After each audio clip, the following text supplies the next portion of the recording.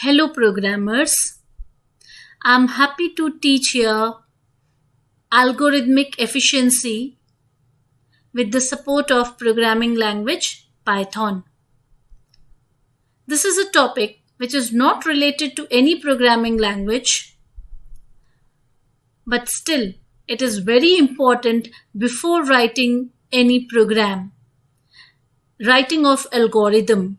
Algorithm, you might have studied earlier about algorithm.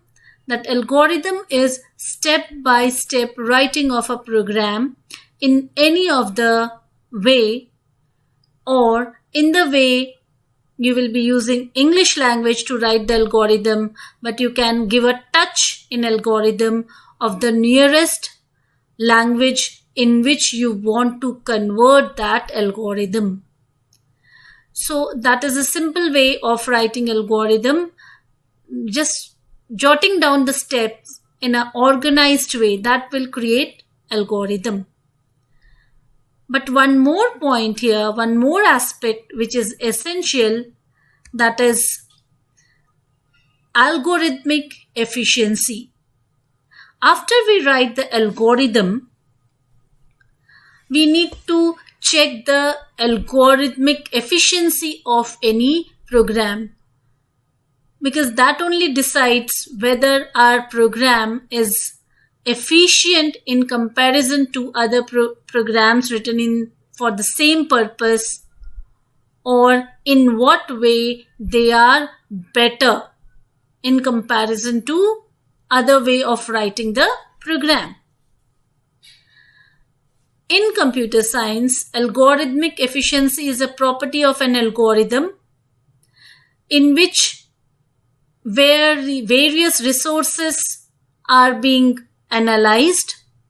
On the basis of that, we decide what is the efficiency of my program or the program which is written. So few factors are there which comes under algorithmic efficiency to decide about the efficiency or the perfection of the program written in the which is to be convertible to any of the nearest language. So let us see what are the factors which decides or which tells about the efficiency of a program or the perfection, how much the program is perfect. There are few factors. The factors are internal factors and external factors. Internal factors means which we cannot change. The factor on which the program or algorithm depends. The space efficiency. How much space our program is occupying within the computer system. How much memory it is occupying. Because if the same program is written by person A and the same program is written by another person B, but B is writing in a way where memory is taken less, so obviously that the program written by B will be more efficient in comparison to program written by A. Time is the another factor which decides about the efficiency of the algorithm. Mainly space and time. Based on that only any program is being judged. A small kid can write a program, an elderly person or a mature person can write a program. So the difference comes when the person grows mentally. The difference comes on these bases only, that as we will be putting much perfection in our program will be taking lesser space step by step, or the way we will write, we'll try to use lesser space in the memory, and we will prefer that program or that algorithm which takes less time. Any electronic device, when we decide to purchase or its efficiency we see, What we see the space, how much space it is taking. Any software, any program, how much space it is occupying in our system and how much time it is taking to get executed.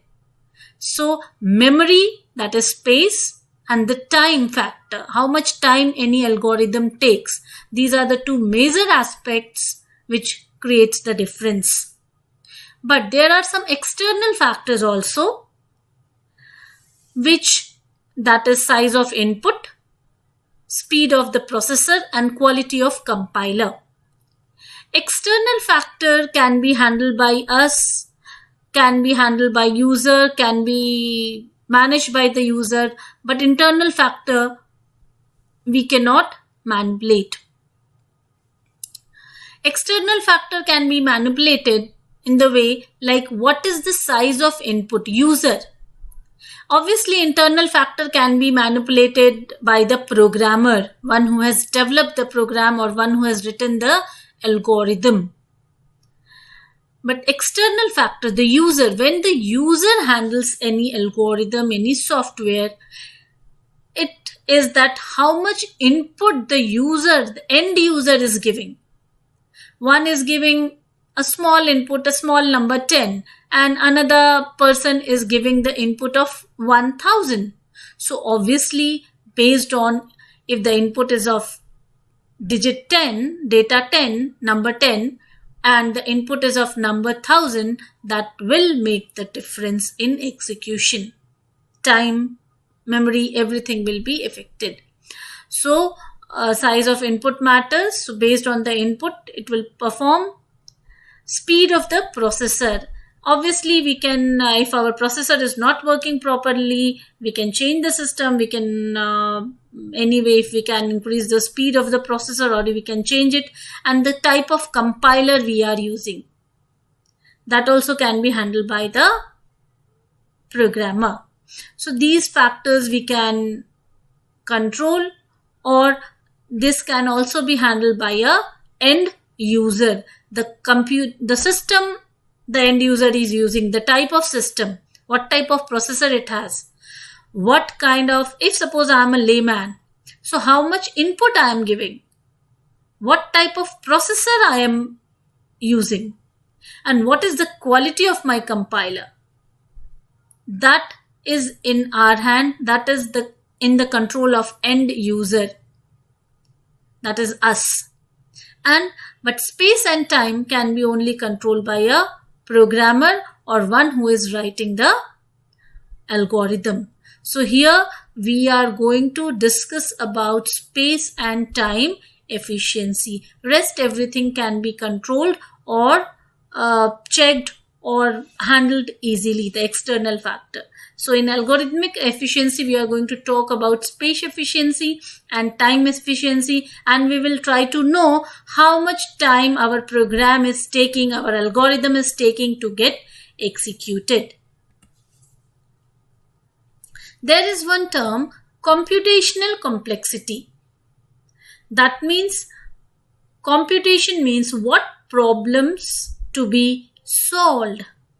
Complexity means study to determine how much resources are sufficient for the efficient execution of programs. Complexity always deals with the resources. What are the resources we are going to use in an efficient manner? Based on that, complexity will be checked.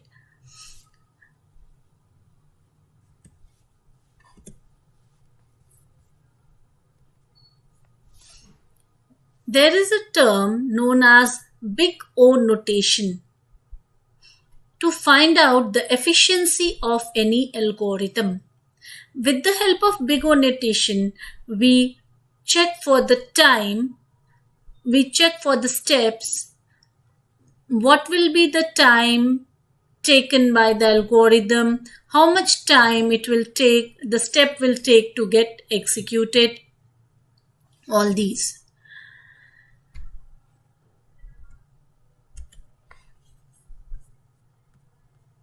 Big O notation is denoted by O and that is followed by small bracket open and close, small parenthesis open and close.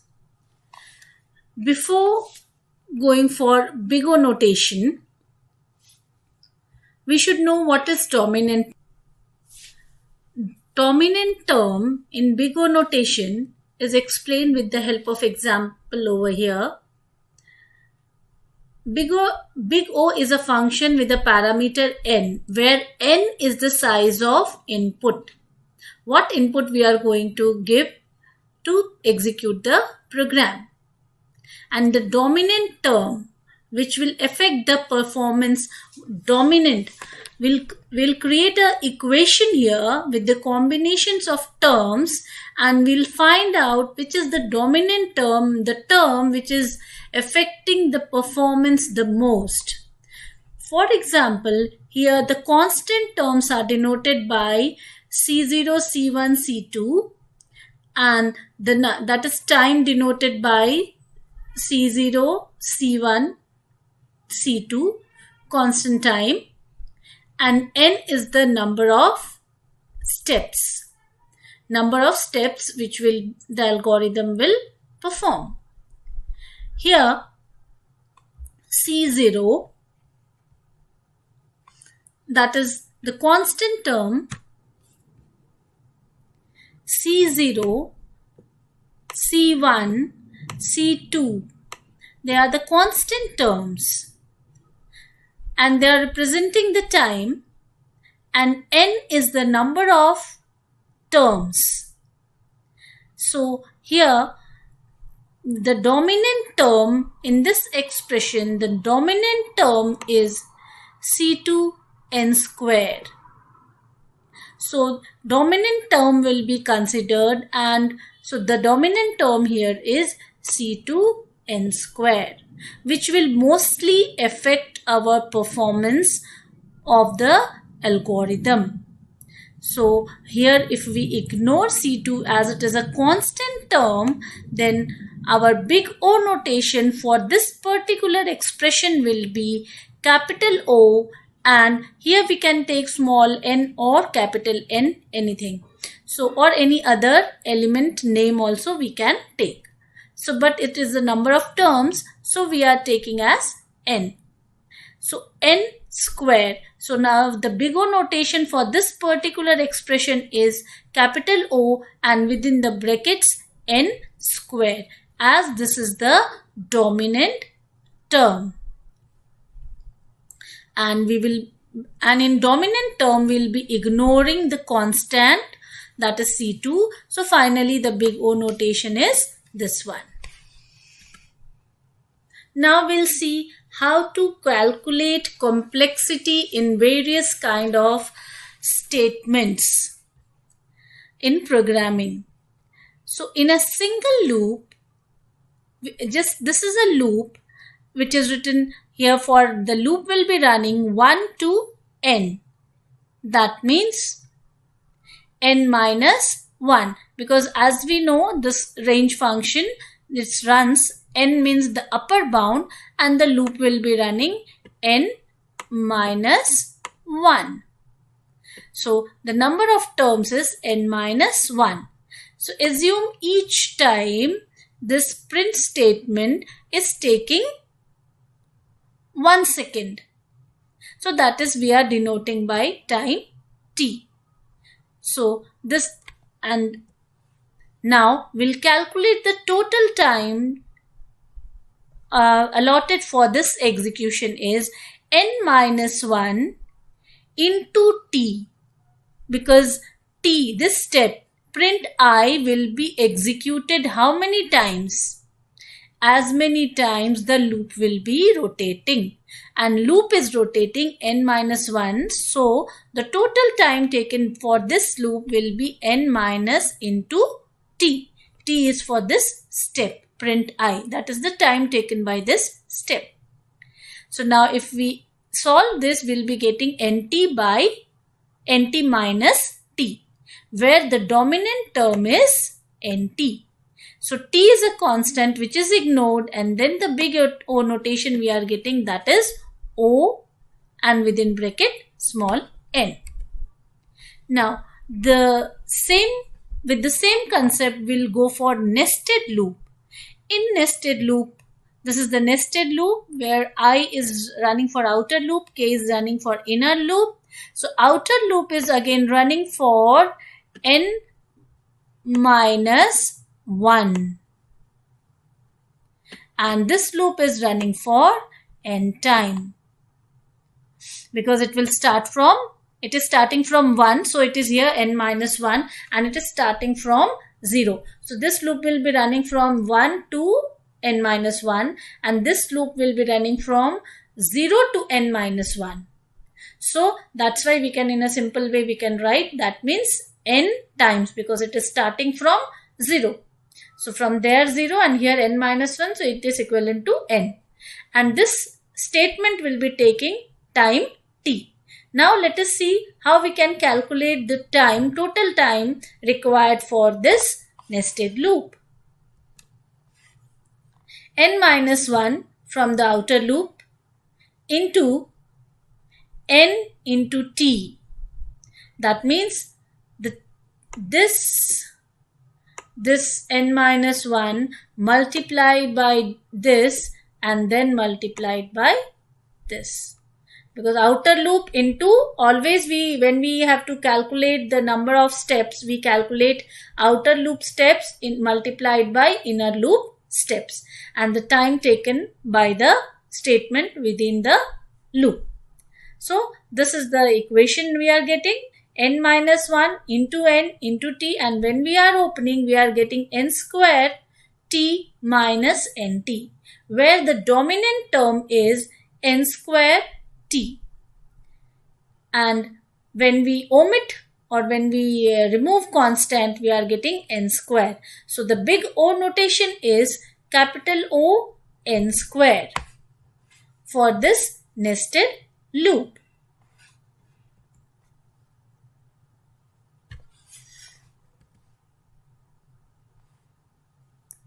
This consecutive statement means statement one after the other. Here one loop is there, I loop, which is not related with the further loop. So this is I loop is different, and then there is one from here, the nested loop is, this is the nested loop, and there is one nested loop. So this loop in K and L, these are in a nested form, but I is loop which is not nested, which is the independent loop, which is running again n minus 1 time. Time taken for this step will be, assume it is t1, and for internal loop, just now we have seen how to calculate the time. For nested loop, how to calculate the time, just now in previous example we have seen. Consecutive statement, as we know that one statement after the other. So K loop is followed by I loop. So one statement and then followed by another statement K. Now total time n minus 1, the loop of I, n minus 1 into t1. T1 is the time taken for this step of outer loop or the loop of I. This complete is from the first loop, I loop, and this is from n square, n into n, n square, n into n. This is outer loop n times, inner loop n times. So we can write it here, n square n into n, and then into t2.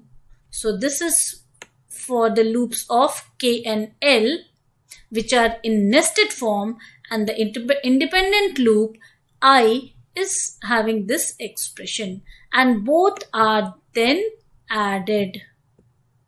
The time taken by the I loop plus the time taken by the nested loop K and L is added, and after solving this, we are getting n t1 minus t1 plus n square t2. So now the dominant term is n square T2. So now finally big O notation will be reducing this or ignoring the constant term T2. First we have to find out the dominant term. So dominant term is n square T2, and omitting the term T2, time taken T2, that term we are getting, ignoring this term, we are getting n square. So n square is the final n square is the final big O notation for this consecutive statements of for loop. Now next is conditional statement. How conditional statement works? If x equal suppose this is taking time t1 and the internal statement will take time t2 assuming, and then within else we have another loop which is ranging from 0 to n, and it is having two statements inside it. Time taken by these statement is t3 and t4. Now either it will enter, the execution will enter to if or to else. If it is entering to if part, how we will calculate the time? We'll be calculating time t1. Assume that this statement is taking, suppose, 1 second time. This is taking 1 second time. So total time taken will be t1 plus t2 into 1. So t1 plus t2 into 1, and then ignoring the constant term will be getting only 1. Big O